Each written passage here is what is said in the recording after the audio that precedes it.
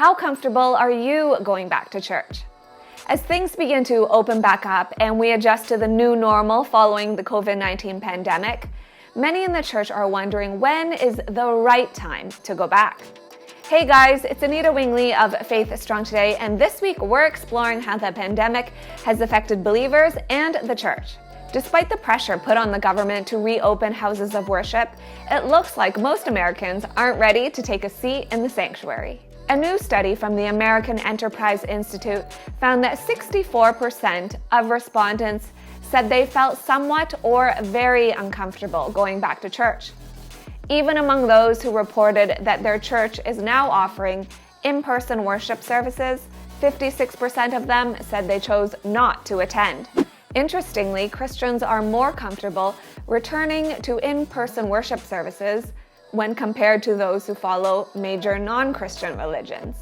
Over the past few months, government orders to avoid large and small social gatherings have meant that pastors have had to throw out their usual playbooks and experiment with new approaches.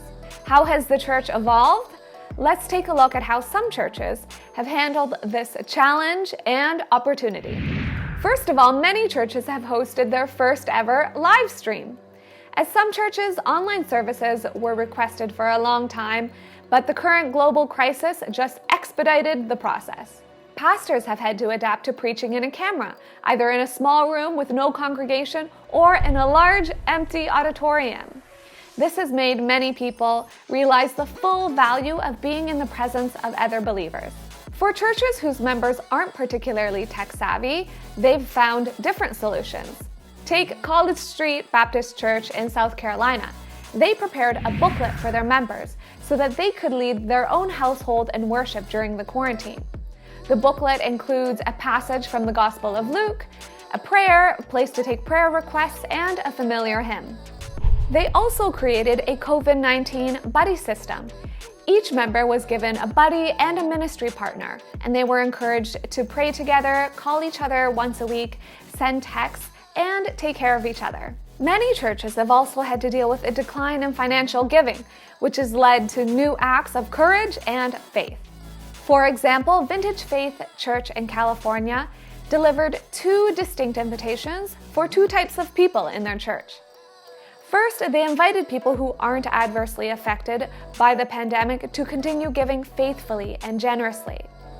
They even asked people with the financial means to prayerfully consider giving above and beyond in the next season. Secondly, they asked those who are experiencing financial hardship, especially those who are losing income or single parents having to deal with childcare, to communicate to the church their specific need so that they could rally around them and support them. And some churches have seen this as a creative service opportunity. Take Neighborhood Church in California. They held a brainstorming session to figure out how they could help their community.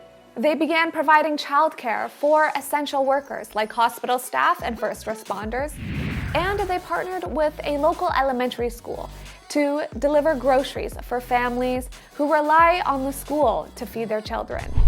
Even though it looks like church life is not going back to normal anytime soon, it's encouraging to see that believers and churches have found new ways to connect and build into their communities. And that's it for this week. Log on to faithstrongtoday.com for more podcasts, articles, and videos.